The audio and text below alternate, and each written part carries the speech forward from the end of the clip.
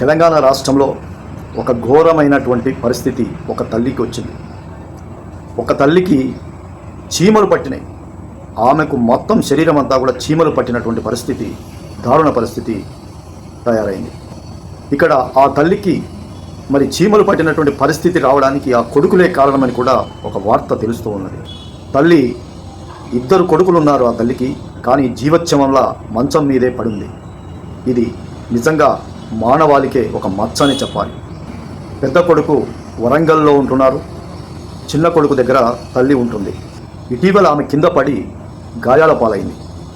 అప్పుడు ఆసుపత్రిలో జాయిన్ చేశారు. కానీ చిన్న కొడుకు ఆ ఉన్న పరిస్థితుల్లో హాస్పిటల్లో ఎక్కువ రోజులు ఉండడం వీలు కాదు, తన కుటుంబాన్ని పోషించుకోవాలి కాబట్టి అతను ఇంటికి తీసుకెళ్లడం జరిగింది.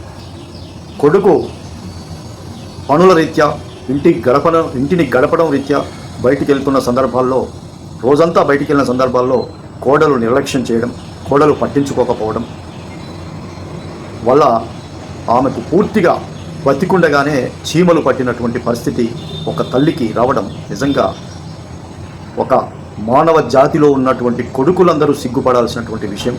ఇది ఏ తల్లికి రాకూడదని మరి ఒక మానవత్వం ఉన్నటువంటి అందరూ కూడా కోరుకుంటున్నారు.